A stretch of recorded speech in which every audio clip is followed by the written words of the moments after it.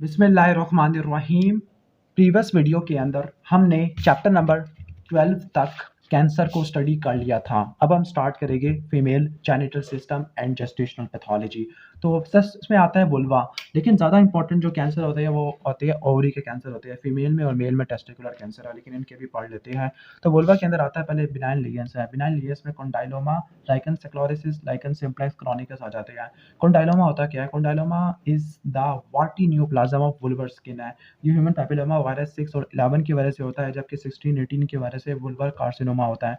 ये low risk variant होते हैं। अगर ह्यूमन पैपिलोमा वायरस की वजह से हो कॉन्डाइलोमा वाटी लीजन और सर्विकल स्किन की, तो उसको कॉन्डाइलोमा एक्यूमुलेटम कहते हैं। सेकेंडरी सिफिलिस की वजह से हो तो उसको कॉन्डाइलोमा लेटम कहते हैं। हिस्टोलॉजिकली देखा जाए तो ह्यूमन पैपिलोमा वायरस के जो कॉन्डाइलोमास होते हैं वहाँ पे कोइलोसाइट्स होते हैं। कोइलोसाइट्स एचपीवी इन्फेक्टेड सेल होते हैं। ओके, जो कोंडाइलामा होते हैं या कोंडाइलोमा होते हैं ये कैंसर की तरफ चले जाते हैं, लेकिन बहुत रेयरली जाते होते हैं। Lichen sclerosis, okay, lichen sclerosis के अंदर एपिडर्मिस की थिनिंग होती है और डर्मिस की थिकनिंग होती है, स्क्लेरोसिस होती है। जबकि लाइकन सिम्प्लेक्स क्रॉनिकस के अंदर हाइपरप्लेजिया होता है। और इस केस में क्या होता है? इस केस में जो स्किन होती है वो थिक होती है, वुल्वर लेदरी स्किन होती है।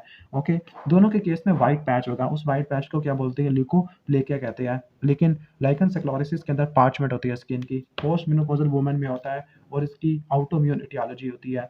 ये कैंसर की तरफ चला जाता है, लेकिन लाइकन सिम्प्लेक्स क्रॉनिकस कैंसर की तरफ नहीं जाता। कौन सा कैंसर? Squamous cell carcinoma.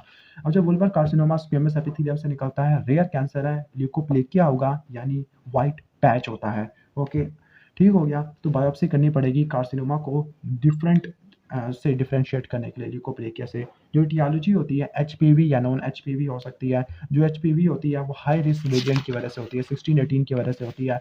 अब इसके जो रिस्क फैक्टर है वही ह्यूमन पैपिलोमा वायरस वाली है कि मल्टीपल सेक्सुअल पार्टनर है या अर्ली एज इंटरकोर्स का रिप्रोडक्टिव एज वाली वुमेन में होता है। इसकी जो प्रीकर्सर लीजन है उसको बोलते हैं वुल्वर इंट्राएपिथेलियल न्यूप्लेजिया। एक होगा वेजाइनल, तो उसमें वेन आएगा, ये विन है। इसमें कोलोसिटिक चेंज है। कोलोसिटिक चेंज का मतलब एचपीवी इन्फेक्टेड सेल हो गए, सेल की मैच्योरेशन खराब हो जाएगी, न्यूक्लियर एटीपी होगा, माइटोटिक एक्टिविटी बढ़ जाती है। लेकिन जो नॉन एचपीवी वाला है वो लाइकन स्क्लेरोसिस की वजह से होगा। लाइकन स्क्लेरोसिस ये पोस्ट मेनोपॉजल वुमन में देखने को मिलती है ऑटोइम्यून की वजह से, जिसमें एपिडर्मिस की थिनिंग और डर्मिस की स्क्लेरोसिस देखने को मिलती है। यानी उसका जो कॉज था वो क्रॉनिक इरिटेशन और स्क्रैचिंग था, तो उसका कॉज भी यही होगा। वो जो ये होगा ये एल्डरली वुमन में होगा, लेकिन जो एचपीवी वाला है वो रिप्रोडक्टिव वाले में होगा। इसके बाद एक्स्ट्रा मेमोरी पैजेट डिजीज है। इस केस में वुल्वा की एपिडर्मिस के अंदर मलिग्नेंट एपिथेलियल सेल होते हैं। तो इसमें 3 चीज़ें होती हैं, रेडनेस, प्रूराइटस, अल्सरेशन। ओके, तो ये कार्सिनोमा इन सीटों को रिप्रेजेंट करता है जिसमें कोई अंडरलाइंग कार्सिनोमा नहीं है। ठीक है, जो पेजर डिजीज ऑफ निप्पल है उसमें मलिग्नेंट एपिथेलियल सेल्स होते हैं। कहाँ पर? एपिडर्मिस ऑफ निप्पल के अंदर। लेकिन ये अंडरलाइंग कार्सिनोमा के साथ एसोसिएटेड होता है, ductal cell carcinoma in situ DCIS के साथ एसोसिएटेड होता है। अब इसका जो डिफरेंशियल डायग्नोसिस है वो मेलानोमा है। अब मेलानोमा के अंदर जो सेल्स होती है वो पीएस नेगेटिव होती है, केराटिन नेगेटिव होती है, लेकिन S100 पॉजिटिव होती है, तो उसका न्यूमोनिक है पीएसके। इसके बाद वेजाइना वाला टॉपिक है। तो वेजाइना के अंदर पहला है एडिनोसिस। एडिनोसिस का मतलब है कि अपर वेजाइना के अंदर सिंपल कलमनर एपिथेलियम की परसिस्टेंस है। ओके, तो ये एम्ब्रियोनिक प्रॉब्लम होती है। वैसे डाइएथाइलस्टिलबस्टिरोल की एक्सपोजर की वजह से होती है। अब जो वजाइना की कैंसर है वो 3 टाइप की है, क्लियर सेल, स्क्वेमस सेल और इसके अलावा रेप्टोमायोसार्कोमा। क्लियर सेल में ग्लैंड्स की प्रोलिफरेशन होती है, क्लियर साइटोप्लाज्म होता है, ये असल में एडिनोसिस की कॉम्प्लिकेशन है। जबकि एम्ब्रियोनल रेप्टोमायोसार्कोमा में इमेच्योर स्केलेटल मसल का ट्यूमर होता है। इस केस में ग्रेप लाइक मैसेज निकल रहे होते हैं वजाइना से। ओके, खासतौर पर बच्चों के अंदर, that is why this is called sarcoma botryoides होते हैं। तो इसमें साइटोप्लाज्म की क्रॉस स्ट्राइएशन होती है, डेस्मिन और मायोगेनिन के ये पॉजिटिव होता है। जो vaginal squamous cell carcinoma human papilloma virus की वजह से होता है। इसके जो प्रीकर्सर है ना उसको वेन बोलते हैं, लिम्फ नोड के जरिए फैलता है। खासतौर पर जो लोअर 1/3 है वो इंग्वायनल के पास आता है, अपर 2/3 का रीजनल इलियक लिम्फ नोड के पास जाएगा। अब आता है सर्विक्स। सर्विक्स के मेनली कैंसर पढ़ना है। ओके, एनाटॉमी के लिए जो सर्विक्स होता है वो नेक ऑफ यूट्रस होता है। इसको 2 पार्ट में डिवाइड करते हैं, एक्टो या एक्सो सर्विक्स और दूसरा एंडो सर्विक्स। जो एक्टो या एक्सो सर्विक्स है वहाँ पे नॉन केराटिनाइज एपिथेलियम होगा। एंडो सर्विक्स के अंदर single layer of columnar epithelium है। इनके दरमियान जंक्शन को ट्रांसफॉर्मेशन जोन कहते हैं। Human papilloma virus sexually transmitted DNA virus होता है जो कि लोअर जेनिटल ट्रैक्ट को अफेक्ट करता है, ट्रांसफॉर्मेशन जोन को। ओके, ठीक है। इन्फेक्शन एक्यूट इन्फ्लेमेशन से तो खत्म हो जाता है, लेकिन अगर परसिस्टेंट इन्फेक्शन हो तो ये सर्वाइकल इंट्राएपिथेलियल न्यूप्लेजिया करवा देगा। अब जो सर्विकल इंट्राएपिथेलियल न्यूप्लेजिया का जो रिस्क होता है वो डिपेंड करता है कौन सी टाइप है, हाई रिस्क या लो रिस्क। जो हाई रिस्क होती है वो 16, 18, 31, 33 है, लो रिस्क वाली 6 और 11 होती है। जो हाई रिस्क होती है E6 और E7 होती है। जो E6 होती है वो P53 को उड़ा देती है, जो E7 है वो रेटिनोब्लास्टोमा को उड़ा देती है, जिसकी वजह से सर्विकल इंट्राएपिथेलियल न्यूप्लेजिया होने के चांसेस काफ़ी ज़्यादा होते हैं। अब सर्विकल इंट्राएपिथेलियल न्यूप्लेजिया के अंदर वही 4 चीज़ें हैं जो हमने उसके अंदर पढ़ी थी। किसके अंदर हमने पढ़ी थी? वुल्वल कार्सिनोमा के अंदर। इन्वेसिव वुल्वल कार्सिनोमा की कोलोसिटिक चेंज होगा, सेल की मैच्योरेशन खराब हो जाएगी, डिसऑर्डर्ड होती है, फिर न्यूक्लियस पे जाना है आपने और फिर माइटोटिक एक्टिविटी पे जाना है। ओके, अब इसको मजीद हम ग्रेड्स में डिवाइड करते हैं डिपेंडिंग अपॉन कितनी एपिथेलियम को इन्वॉल्व किया है। इमेच्योर डिस्प्लास्टिक सेल है, टाइप 1, टाइप 2, टाइप 3। जो टाइप 1 है उसको लो सेल बोलते हैं, टाइप 2 और टाइप 3 को हाई ग्रेड बोलते हैं। सेल का मतलब स्क्वेमस इंट्राएपिथेलियल न्यूप्लेजिया, इसका दूसरा नाम है। तो जो सीन 1 है ये 1/3 को 2/3 को सीन 2 और slightly less than the entire thickness और पूरी इंटायर थिकनेस को इन्वॉल्व कर ले तो वो कार्सिनोमा इन सिटू होगा। तो जो कैंसर है या सर्विकल इंट्राएपिथेलियल न्यूप्लेजिया 1 से 2 में गया, 2 से 3 में गया, 3 से 4 में गया, जिसको कार्सिनोमा इन सिटू बोलते हैं, और वहाँ से इन्वेसिव स्क्वेमस सेल कार्सिनोमा बन गया। ओके, लेकिन इसका जो प्रोग्रेशन है वो नॉन इनएविटेबल है, यानी जो 1 वाला ठीक हो जाता है 2 वाला सही तरह ठीक नहीं होता, 3 वाला तो बिल्कुल ठीक नहीं होता। ओके, जितना ज़्यादा ग्रेड होगा उतना ज़्यादा प्रोग्रेशन के चांसेस और रिग्रेशन के चांसेस कम होते हैं। सर्विकल कैंसर इन्वेसिव कैंसर होता है, मिडिल एजेड वुमेन में होगा। इसमें विजाइनल ब्लीडिंग होती है, खास तौर पर सेक्सुअल इंटरकोर्स के बाद ब्लीडिंग होती है, सर्विकल डिस्चार्ज होता है। इसका रिस्क फैक्टर है high risk human papilloma virus, लेकिन जो सेकेंडरी रिस्क फैक्टर है स्मोकिंग है, इम्यूनो डेफिशिएंसी है। खास तौर पर जो सर्विकल कैंसर होता है ये एड्स डिफाइनिंग इलनेस में होता है। अब इसकी मज़ीद सब टाइप होती है सर्विकल कैंसर की। सबसे most common squamous cell carcinoma और बाकी होता है एडिनोकार्सिनोमा, दोनों ह्यूमन पैपिलोमा वायरस की वजह से होती है। जो ट्यूमर होती है वो यूट्राइन वाल से होते हुए ब्लैडर में जा सकती है, यूरेटर को ऑब्स्ट्रक्ट कर सकते हैं, इसकी वजह से हाइड्रोनेफ्रोसिस विद रीनल फेल्योर हो सकता है। अब इसकी स्क्रीनिंग की तरफ आते हैं। स्क्रीनिंग का मेन मकसद है प्रिवेंशन। तो स्क्रीनिंग में हमने ये करना है कि डिस्प्लेसिया को पकड़ लेना है इससे पहले कि वो कैंसर में कन्वर्ट हो जाए। कार्सिनोमा इन सर्विकल इंट्राएपिथेलियल न्यूप्लेजिया का कार्सिनोमा में जाने के लिए 10 से लेकर 20 साल लगते हैं। स्क्रीनिंग 21 साल की उम्र से स्टार्ट होती है। सबसे मेन स्टैंडर्ड है हमारा पैप स्मेयर है, ठीक हो गया। इसके अलावा जो इम्यूनाइजेशन है वो प्रिवेंशन के लिए इस्तेमाल होती है। जो पैप स्मेयर है हमारा गोल्डन है, इसमें ट्रांसफॉर्मेशन जोन से सेल लेते हैं ब्रश के जरिए और उनको एनालाइज करते हैं माइक्रोस्कोप के अंदर। जो डिस्प्लास्टिक सेल होते हैं उनको लो ग्रेड कहेंगे या हाई ग्रेड कहेंगे। हाई ग्रेड 2 और 3 वाला जो हाई ग्रेड है वहाँ पे आपको हाइपरक्रोमैटिक न्यूक्लियस देखने को मिलेगा, high nuclear to cytoplasmic ratio देखने को मिलेगा। ओके, जो पैप्स मेरा काफ़ी ज़्यादा इंपॉर्टेंट है। फिर पैप के बाद हम कन्फर्मेटरी टेस्ट करते हैं जिसको बोलते हैं कोल्पोस्कोपी। इसमें सर्विस को मैग्नीफाइंग ग्लास से देखते हैं और तीसरा स्टेप होता है बायोप्सी। अब इसकी कुछ लिमिटेशंस होती है, लाइक फॉल्स नेगेटिव स्क्रीनिंग आ सकता है या इसकी एफिकेसी कम होती है, लेकिन इससे कम हो सकता है। कौन सा कैंसर? स्क्वेमस सेल कार्सिनोमा, लेकिन एडिनो कार्सिनोमा अभी तक कम नहीं हुआ। लेकिन इम्यूनाइजेशन हम प्रिवेंट करने के लिए इस्तेमाल कर सकते हैं, लाइक जो क्वाड्रावैलेंट होती है 6, 11, 16, 18 को उड़ा देती है।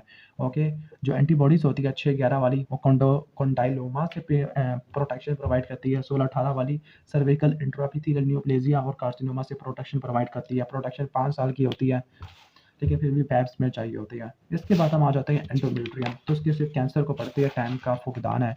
तो एंडोमेट्रियल हाइपरप्लेजिया को पहले पढ़ लेते हैं क्योंकि ये प्रीकर्सर वीकनेस होती है एंडोमेट्रियल कार्सिनोमा की। तो एंडोमेट्रियल हाइपरप्लेजिया के अंदर ग्लैंड्स की प्रोलिफरेशन होती है एज कम्पेयर टू स्ट्रोमा। तो ये अनअपोज एस्ट्रोजन की वजह से होता है, फॉर एग्जांपल ओबेसिटी या पॉलीसिस्टिक ओवरी सिंड्रोम या एस्ट्रोजन रिप्लेसमेंट है। इसमें पोस्ट मेनोपॉजल यूट्राइन ब्लीडिंग है, लेकिन post coital vaginal bleeding cervical cancer के अंदर होती है। इसको मजीद हिस्टोलॉजिकली हम 2 में डिवाइड करते हैं, सिंपल ओके। हम डिवाइड कर सकते हैं हिस्टोलॉजिकली, या तो इनका ग्रोथ पैटर्न क्या है, सिंपल या कॉम्प्लेक्स है, या सेलुलर एटीपिया है या नहीं है। मोस्ट इंपॉर्टेंट जो प्रीडिक्टर है प्रोग्रेशन के लिए तो वो सेलुलर एटीपिया है, यानी जो सिंपल हाइपरप्लेजिया विद एटीपिया वो कैंसर की तरफ चला जाएगा, लेकिन जो कॉम्प्लेक्स वाला है जिसका ग्रोथ पैटर्न कॉम्प्लेक्स है लेकिन एटीपीए नहीं है तो वह कैंसर की तरफ नहीं जाएगा। तो जो प्रोग्नोसिस होता है वो डिपेंड करता है सेलुलर एटीपीए के ऊपर, ना कि ग्रोथ पैटर्न के ऊपर। इसके बाद एंडोमेट्रियल कार्सिनोमा, तो इसमें मैलिग्नेंट प्रोलिफरेशन एंडोमेट्रियल ग्लैंड की मोस्ट कॉमन कैंसर है, पोस्ट मेनोपॉजल ब्लीडिंग होगी। अब इसको मजीद 2 पाथवे में डिवाइड करते हैं, हाइपरप्लास्टिक और स्पोरेटिक। हाइपरप्लास्टिक के अंदर एंडोमेट्रियल हाइपरप्लेजिया से निकलेगा। अब इसके कॉजेज वही जो ऊपर पड़े हैं, oestrogen exposure, like early menarche, late menopause के काफ़ी बड़ा हो गया मेंस्ट्रुअल साइकिल, नंबर 2 नली पैरिटी, नंबर 3 इनफर्टिलिटी है, एनोवुलेटरी साइकिल, नंबर 4 ओबेसिटी है। ये चीज़ें हैं। इसकी जो average age of presentation 60 years होती है और जो हिस्टोलॉजी होती है वो एंडोमेट्रॉइड होती है, नॉर्मल होती है, लेकिन उसकी जो स्पोरेडिक है उसकी 70 तक होती है। इसमें कार्सिनोमा एट्रोफिक एंडोमेट्रियम में निकलता है, लेकिन उस केस में कार्सिनोमा हाइपरप्लास्टिक उसमें निकलता है। इसमें प्रीकर्सर लीजन थी, इसमें प्रीकर्सर लीजन्स नहीं होती। इसमें जो हिस्टोलॉजी होती है सीरियस है, इसमें हिस्टोलॉजी एंडोमेट्राइट होती है। इसमें आपको पैपिलरी स्ट्रक्चर देखने को मिलते हैं और खासतौर पर सेमोमा बॉडीज भी देखने को मिलती है। P53 की म्यूटेशन भी इसमें होती है और एग्रेसिव बिहेवियर भी इसी का ही होता है। इसके बाद आ जाते हैं हम स्मूथ मसल के ट्यूमर। तो जो बिनाइन है उसको बोलते हैं लियोमायोमा, मोस्ट कॉमन ट्यूमर है फीमेल का। ये भी एस्ट्रोजन एक्सपोजर की वजह से होता है, जिसके लाइक ये भी प्री मेनोपॉजल में होगा, like early menarche, late menopause, multiple है, ओके, या enlarge during pregnancy. For example ये बता रही है कि ये पेरिमेनोपॉजल वुमन में कॉमन होता है, मल्टीपल होता है और ये प्रेगनेंसी में लार्ज होता है एस्ट्रोजन की वजह से। इसकी ग्रॉस एग्जामिनेशन के अंदर देखा जाए तो आपको होल्ड पैटर्न देखने को मिलती है, होल्ड, ओके। इसकी वजह से एब्डोमल यूट्राइन ब्लीडिंग, इनफर्टिलिटी हो सकती है। इसके अलावा पेल्विक मैस हो सकता है। लियोमायोसार्कोमा मैलिग्नेंट होता है, डी नोवो भी निकल सकता है, यानी ये लियोमायोमा से ओरिजिनेट नहीं करता। ये पोस्ट मेनोपॉजल में होता है। ये वाला प्री मेनोपॉजल में था, लेकिन ये पोस्ट मेनोपॉजल में होता है। इसको रट्टा मार लेना, ये इंपॉर्टेंट एग्जाम में आता है। इसके अलावा ग्रॉस एग्जामिनेशन के लिए यहाँ पे सिंगल लीजन होगी, लेकिन यहाँ पर आपको बहुत सारी लीजन्स देखने को मिलती है, मल्टीपल, लेकिन वहाँ पे सिंगल थी। वहाँ पे हेमरेजिक नेक्रोसिस नहीं था, लेकिन यहाँ पे हेमरेजिक नेक्रोसिस होगा। और इसके अलावा सेलुलर एटीपी या माइटोटिक एक्टिविटी भी होती है। इसके बाद ओवेरियन ट्यूमर है। तो जो ओवरी है उसमें मेनली 3 टाइप के सेल्स होते हैं, surface epithelial cell, germ line और सेक्स कॉर्ड स्ट्रोमा।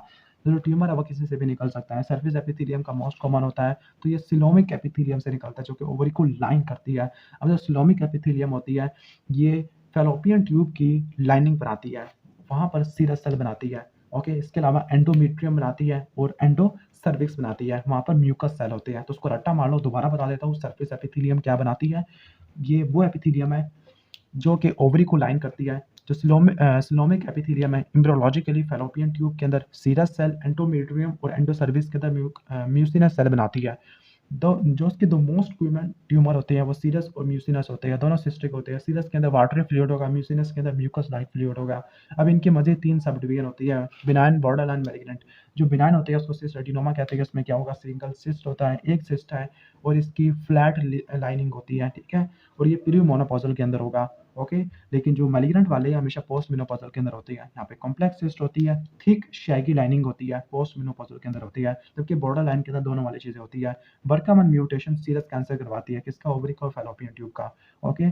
तो जो बर्का कैरियर्स हैं उनके अंदर आप साल्पिंजो ओवोफ्रेक्टमी कर लो प्रोफाइलेक्सिस के लिए। इसके अलावा प्रोफाइलेक्सिस के लिए आप मास्टेक्टमी भी कर लो प्रोफाइलेक्सिस के तौर पर, ताकि ब्रेस्ट कैंसर ना हो सके बर्का की वजह से।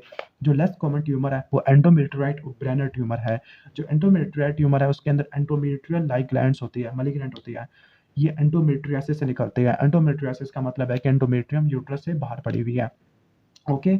और कभी कभार ऐसा होता है कि ये जो कैंसर्स होते हैं ये यूट्रस के जो एंडोमेट्रियल कैंसर के साथ एसोसिएटेड होते हैं। जो ब्रेनर ट्यूमर होते हैं इसके अंदर क्या होता है, ओके। ब्रेनर ट्यूमर के अंदर ब्लेडर लाइक एपिथेलियम होती है, ट्रांसिशनल एपिथेलियम होती है और ये बिनाइन होती है। जो सरफेस एपिथेलियम वाले ट्यूमर्स होती है, बिनाइन या मैलिग्नेंट हो, तो वो पेन कराती है या साइंस होती है कंप्रेशन के, लाइक यूरिनरी फ्रीक्वेंसी वाले होती है। प्रोग्नोसिस पुअर होती है, सरफेस एपिथेलियम की वर्स्ट प्रोग्नोसिस होती है और इसका जो सीरम मार्कर है वो CA-125 है।